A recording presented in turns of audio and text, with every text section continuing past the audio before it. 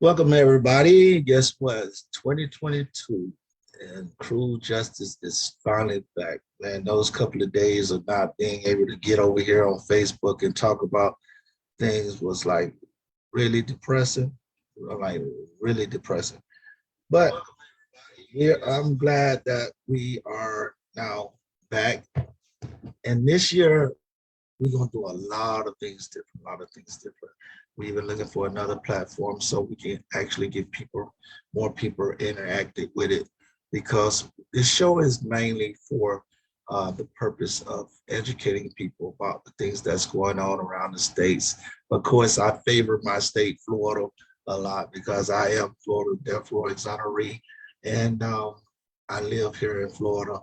And, we work side by side with FADP, Floridians for Alternative to the Death Penalty, which I had Miss Ingrid Delgado here today with me to actually discuss a bill that we have in the House. And see, people don't understand, a lot of times we go to speaking about things and people say, what is some of the things we can do?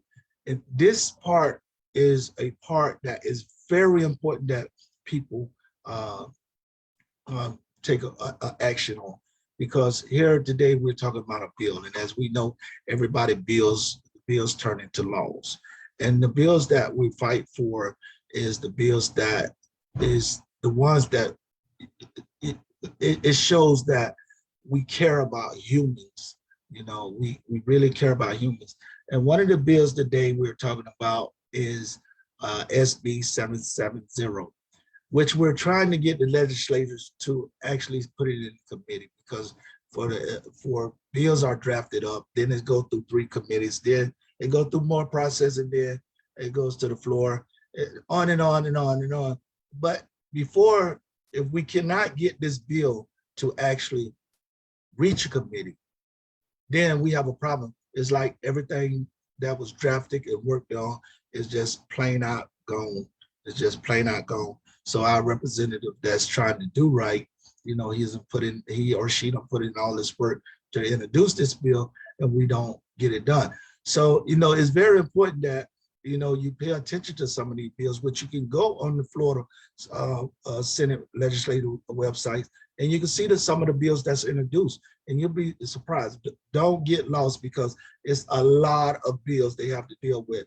So, they pick and choose which ones is important, which ones not. To some of us, some is not important.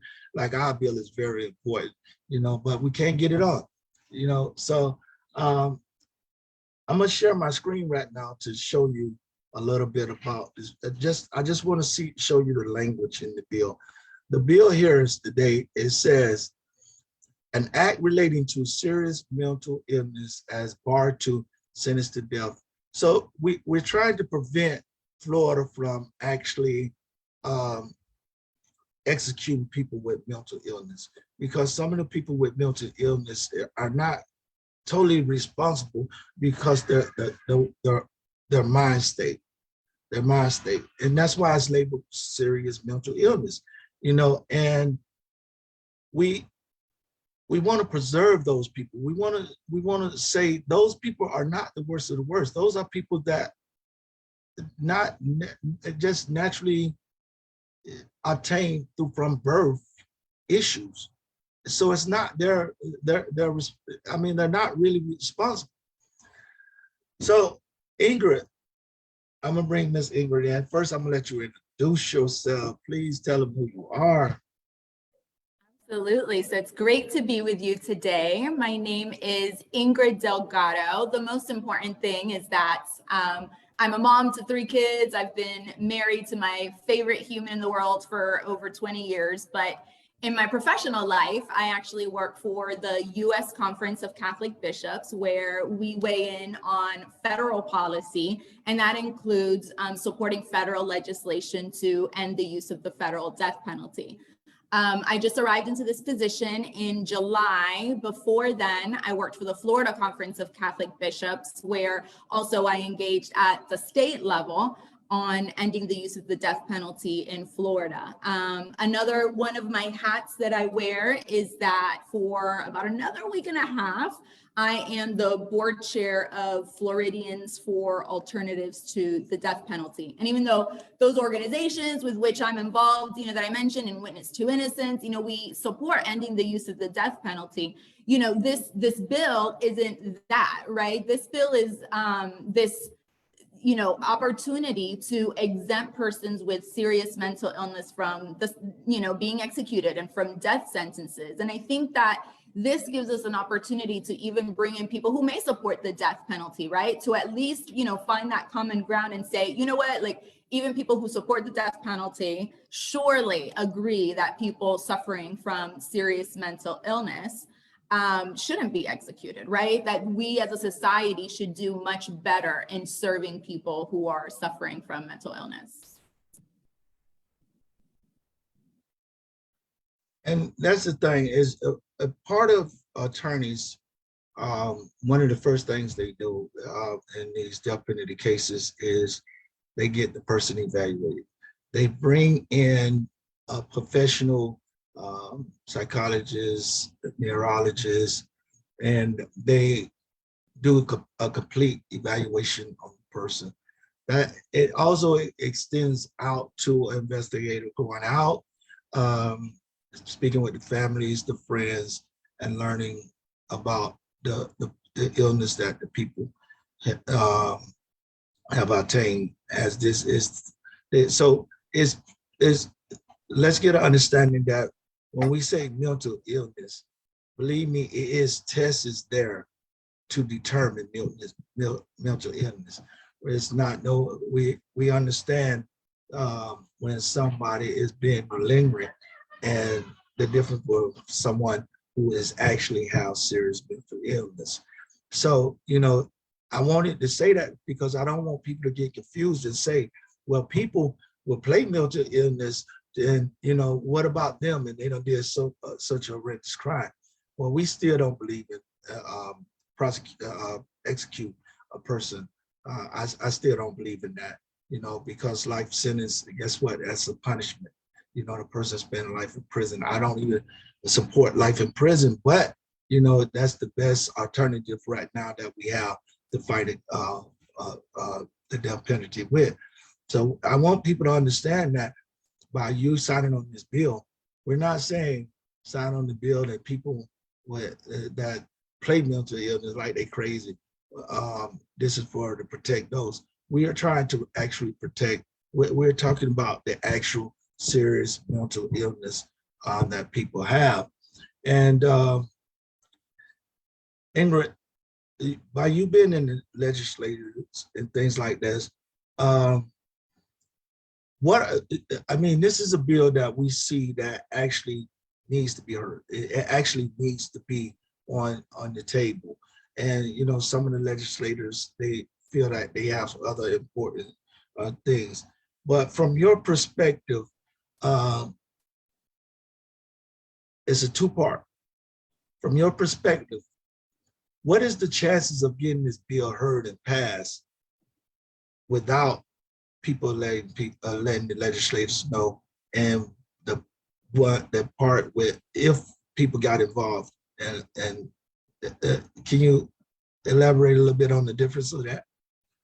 Yeah, I think that's a really great point. And, when I was lobbying in Florida on behalf of the Florida Conference of Catholic Bishops, I did have members ask, well, what if someone plays crazy, right? And like Herman just said, people will have to go through an actual professional evaluation, right? With mental health professionals who will, report on whether the person is in fact suffering from mental illness.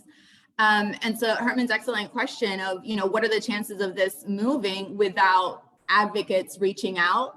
I think it's close to none, right? The reality is that the legislature and the legislators are there because they are elected, right? By you, by constituents, and they represent your interests. And so I think it's incredibly important for you to get out to communicate with your members and let them know that this is a priority. And really, it shouldn't be too painful. You can actually go right now to fadp.org. That's the website for Floridians for Alternatives to the Death Penalty. And right on the landing page, there is an action alert that you can complete and fill out. And I think it's incredibly important, number one, to thank the two members who have filed these bills. I've heard from members themselves, like how meaningful it is to them when they get thank yous, right? I think sometimes when we reach out to the legislature, it's telling them to not do something or telling them that they voted against our interests. I think it's also important to let them know when they're doing things right. So, you know, Republican Senator Brandes has filed this in the Senate, SB 770. Also Republican Representative Alupis has filed it in the House. That's Bill 1251.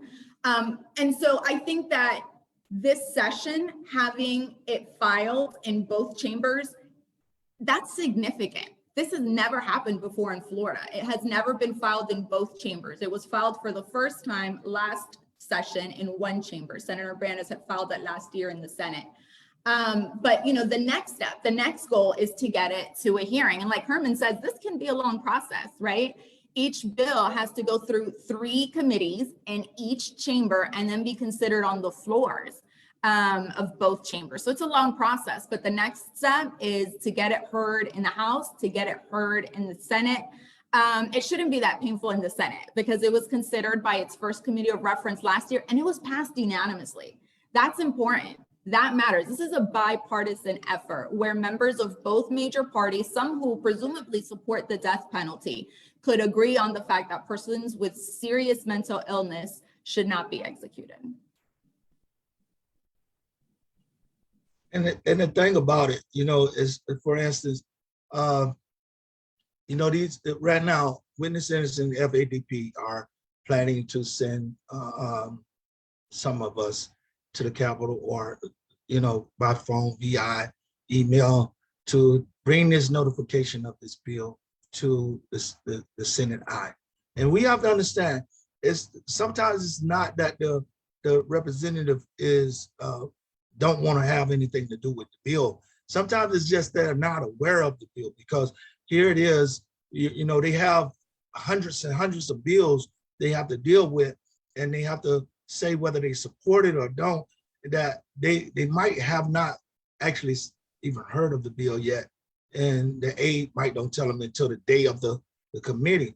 But if we have emails, letters, or we have phone calls up there and we ask them a question, you could just simply call the representative and ask them, your representative in your area, and ask them, do you know about the SMI bill, SB 770, the mental illness, serious mental illness bill? And you can just question them about it. That one phone call can bring it to their attention where they'll go look at that bill. And if they get enough of phone calls or enough of emails, and then they're gonna feel like, hold up, my constituents is serious about this bill. So, you know, what can we do? What, you know, we can't just ignore this. So with that being said, Ingrid, you know, you done been through a lot of, we both have been through a lot of committees and things like that. One of the things is groups go up and they talk in front of the committee. And I want to show an example of how sometimes speaking in front of the committee or going in numbers in the committee or, you know, to your legislators make a difference. When we was talking about the compensation bill, they had the Clean Hands Act in the compensation bill, which I never received the compensation because they had the Clean Hands Act in there. But just by me speaking in there and speaking in a way that got their attention, you know, one of the representatives spoke up and the Clean Hands Act disappeared. And it was something because he really had not thought about that bill. He really had not actually seen that bill, you know, so it's helpful if people go out and make letters and things like that. And is there any suggestions? I mean, you are one of the top lobbyists for Florida, and I hate that you left. She also trained me how to deal with people in Tallahassee. So what, from your experience, where do we go from here?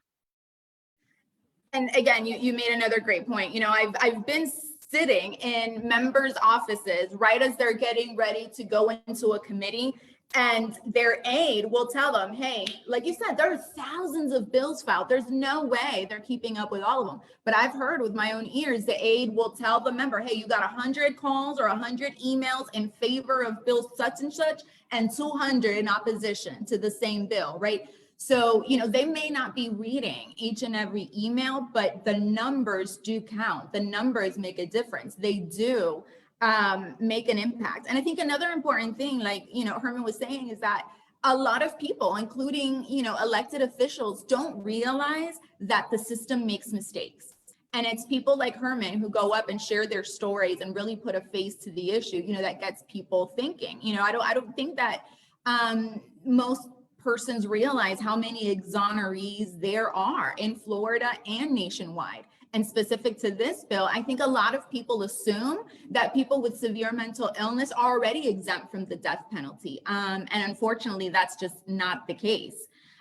Where do we go from here? I mean, if I had to tell you the one targeted thing, if you can only do one thing today, would be, you know, send an email to Chair Brannon in the House. The House has not, you know, considered this bill before. The Senate considered it last session, but the House has never considered this before. It hadn't been filed until now. So, I mean, the one targeted thing is, you know, ask Chair Brannon to bring this up for a hearing, because even though legislative session is a strange time, it's like a time warp, right? So even though like the legislative session just started, in reality, it's a 60-day session. In the next like 4 or 5 weeks, subcommittees are going to stop considering substantive bills. So really the time is now to start reaching out. And, you know, I want people to think about this, because I see this all the time in my neighborhood. Some of you don't see this in your neighborhood, but we have some guys that's mentally ill. And like, I have this one guy in my neighborhood. He would go down our street and he would just stand there on the corner for hours and hours, you know, or he may pick up some cans and, you know, and I mean, you see that these people have serious mental illness, and then that's not just, a person can even seem normal, can think and think, but have a serious mental illness, you know. And we done seen many TV shows where, you know, the trauma that they done been through when they was younger, you know, and locked in the closet, all that stuff really do happen. How they was abused and how they, you know, and it took, sometimes it took a while, and it triggered some dramatic thing happened in life that triggered them. Well, let's talk about, for instance, our veterans. I hate when our veterans are facing the death penalty. I don't understand it. You send these men over to war. You put them on this line, and their job is to kill. Their job is to protect our state. And they go over there and they dedicate their life. Some come back with their limbs missing, and they have to see their buddies die right there. They have to see their buddy lose their limbs and everything. Now he's done his time. So he retired. He wants a regular life. But see, we as people of the United States we gave him a mental illness, because some of them still can't handle it, because they're strong, you know, and they see normal and they try to cope with it, but sometimes they can't cope with it because they had visions, you know, of, you know, the war that they fought for us. And I don't think it's fair that we create this mental illness by sending this man who volunteered to protect the members of society. I don't see, he had a bad dream, and I'm gonna refer to the movie Just Mercy, where the one had did the bomb, and Herb did the bomb on the people porch, and he didn't mean for it to happen. He was having bad dreams. The investigation and everything showed he had bad dreams. He thought he was still in the war at times.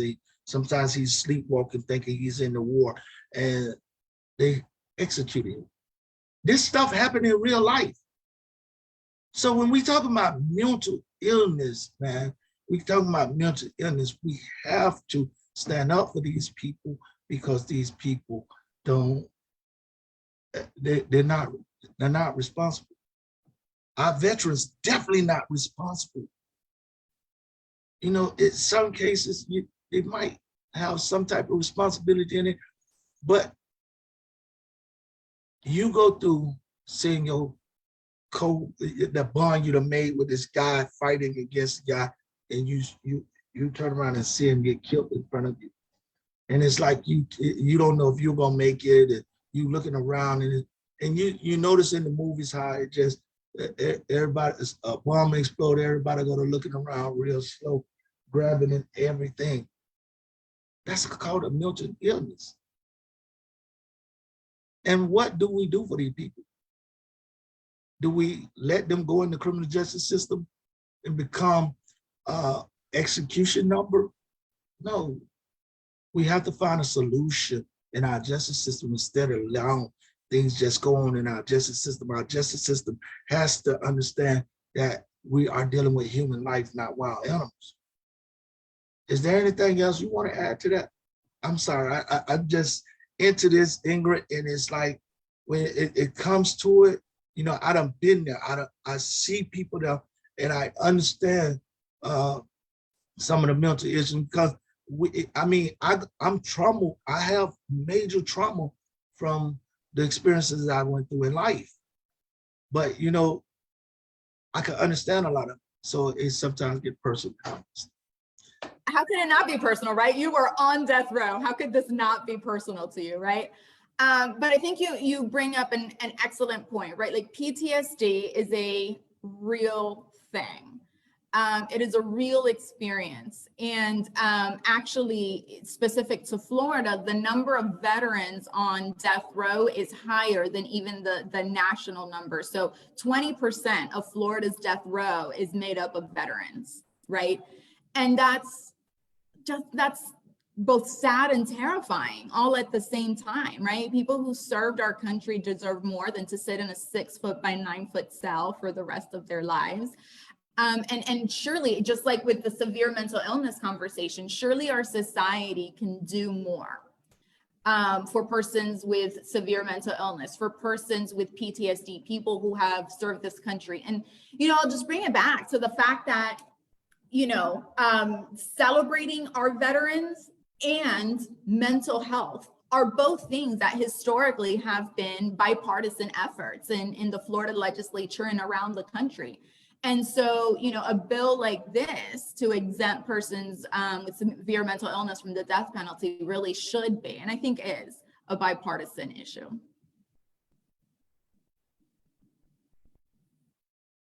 Ooh, you might be on mute though, Herman. My 30 minutes went up real fast. This is an interesting conversation. First of all, I would like to say, before I go, I will be in Tallahassee Monday, Tuesday, and Wednesday.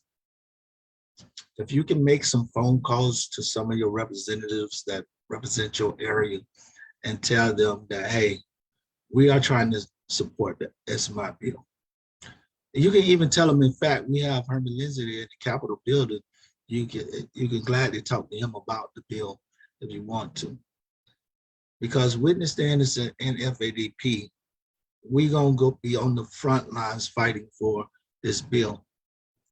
You can go to fadp.org, take action. If you haven't signed up for the newsletter, get on it. You can go to fadp.org and you can sign on. But to the next episode, I want to thank everyone and say thank you for another day of cruel justice.